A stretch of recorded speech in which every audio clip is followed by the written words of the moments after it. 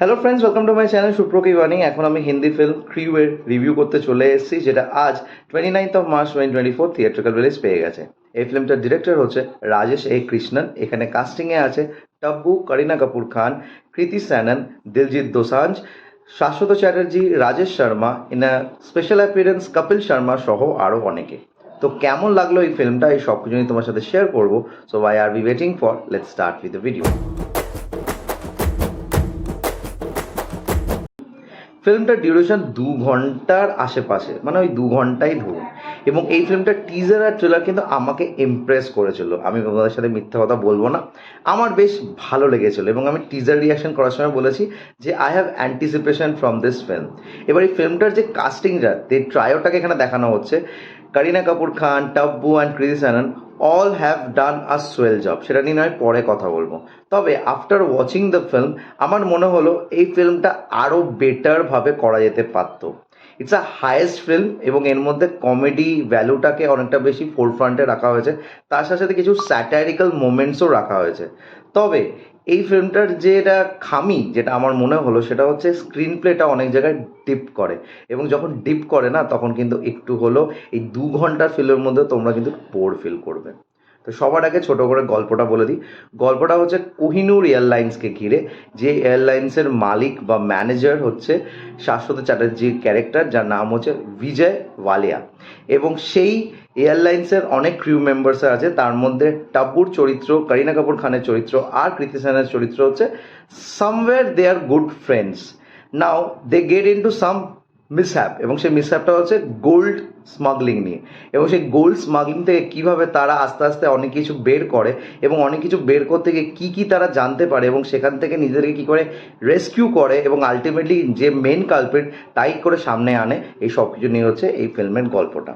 না, এই ফিল্মের যে মূল বিষয়টা, যেটা আমি বললাম হাইয়েস্ট, সেই হাইয়েস্ট জিনিসটা সামহাও এই ফিল্মটার মধ্যে সেইভাবে বের করে আনতে পারেনি।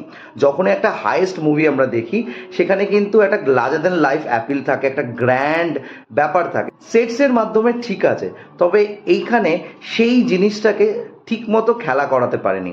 এবং যেটা টেনশন বিল্ড আপ হবে, সেটা শুধু একটা জায়গায় আমি ফেস করেছি, বাদবাকি জায়গাগুলোতে সেইভাবে আমি ওই অ্যাড্রেনালিন রাশটা পাইনি। দেখো, অ্যাড্রেনালিন রাশ শুধু অ্যাকশন সিকোয়েন্সে হয় না, অনেক সময় কিন্তু স্ক্রিন প্লেটাও এমন হতে হবে যে এই ধরা পড়ে গেল, এই কিছু হয়ে গেল, এই একটা যে টানা পড়াটা, সেই টানা পড়াটা আমার মনে হলো এই ফিল্মটার মধ্যে আরেকটু বেশি বেক করা যেতে পারত। তবে এই ফিল্মটার পারফরমেন্সেস অবশ্যই তোমাদের নজর কাড়বে। যেই তিনজনকে এখানে রাখা হয়েছে, সেই তিনজন জাস্ট এক্সিলেন্টভাবে নিজেদের রোল প্লে করেছে, এবং তাদের মধ্যে যে ক্যামেরাটিটা আছে সেটা কিন্তু অবশ্যই তোমাদেরকে ভালো লাগাবে। দেখো, আমার কাছে কিন্তু টাব্বু বেস্ট লেগেছে, বিকজ টাব্বু এই বয়সে এসেও যে এরম টাইপের রোলটাকে যে ক্যারি করেছে, সেটা জাস্ট না দেখলে নয়। করিনা কাপুর খানকে অনেক দিন বাদে সেই কভি খুশি কভি গম বা ম্যায় প্রেম কি দিওয়ানি হোক বা গীত সেন্ট্রিক একটা রোল খুঁজে পেয়েছি, যেখানে একটু চুলবুলাপান, বাবলিনেস, এই জিনিসটা আমি দেখতে পেয়েছি। এবং সেটা কিন্তু এই বয়সে এসেও করিনা কাপুর খান কিন্তু বেশ সুন্দরভাবে আবার ফ্লাইং কালার্স দিয়ে পাস করেছে। কৃতি স্যাননকে আমি যত দেখছি তত সারপ্রাইজ হচ্ছি। লাস্ট টাইম যখন দেখলাম এই বছরের রিলিজ তেরি বাতো মে এসা উলঝা জিয়া, সেখানেও তাকে কিন্তু বেশ ভালো লেগেছে। তো এখান দিয়ে বোঝা যাচ্ছে সে যদি ঠিকঠাক ডিরেক্টরের পাল্লায় পড়ে, তাহলে সে কিন্তু ভালো অভিনয় দিতে পারবে। এছাড়াও শাশ্বত চ্যাটার্জির ব্রিফ অ্যাপিয়ারেন্স আছে, বাট যেইটুকুনি পোর্শন আছে তাকে বেশ প্লেজেন্ট লেগেছে। রাজেশ শর্মাকে এক্সেলেন্ট লেগেছে। কপিল শর্মা লাইকেবল, আর তার সাথে দিলজিৎ দোসাঞ্জের যেইটুকুনি রোল ছিল, just added to the plot. গানগুলোকে ঠিক মতো ইউজ করেছে, আবার কিছু জায়গায় গানগুলোকে বেখাপ্পা লেগেছে, মানে আমার মনে হলো গানগুলো না থাকলেও কিছু যায় আসবে না। হ্যাঁ, যে প্লেন সিকোয়েন্সেসগুলো আছে, সেই প্লেন সিকোয়েন্সগুলো আরও সুন্দরভাবে দেখানো যেতে পারতো।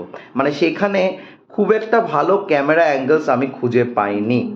এর আগে একটা ফিল্ম বেরিয়েছে যোদ্ধা, যেখানে কিন্তু খুব সুন্দরভাবে ফ্লাইট সিকোয়েন্সেসগুলোকে দেখানো হয়েছে, এবং ফ্লাইটের মধ্যে যে টার্বুলেন্স সিনস হচ্ছে বা ফ্লাইটের মধ্যে যে সিনসগুলো দেখানো হচ্ছে, সেগুলো কিন্তু বেশ সুন্দরভাবে নার্চার করা হয়েছিল। এই ফিল্মের অনেকটা পোর্শন কিন্তু সেরমভাবেই দেখানো হয়েছে, বাট সেটা কিন্তু সেইভাবে তোমাদেরকে ইম্প্যাক্ট ফেলবে না। একটা ফ্লাইট সিকোয়েন্স আছে যেখানে ফ্লাইটটাকে ল্যান্ড করানো হয়, সেটা তোমাদেরকে যোদ্ধারই একটা ক্লাইম্যাক্স সিনের কথা মনে করাবে, তবে সেটা অনেক বেটারভাবে স্ক্রিন প্লের মাধ্যমে ফেলা হয়েছিল, এটা সেইভাবে কিন্তু হয়নি। তো overall this film is somewhere good আর ব্যাডের মাঝামাঝি, আমি এটাকে অ্যাভারেজ হিসাবে বলবো। তবে পারফরমেন্স ওয়াইজ এই সিনেমাটা কিন্তু এক্সেল করে। So at least for the performance তোমরা কিন্তু এই ফিল্মটা দেখতেই পারো। তো এই ছিল review for the film crew. তোমাদের কেমন লাগলো প্লিজ কমেন্ট করে জানিও। আর যদি রিভিউটা ভালো লেগে থাকে don't forget to like share and subscribe my channel. আমার সাথে জুড়ে থাকার জন্য আপনি ইনস্টাগ্রামে ফলো করতে পারো। ইনস্টাগ্রাম হ্যান্ডেল হলো সুপ্রো09bit2। আই রিপিট সুপ্রো09bit2। Till then stay tuned.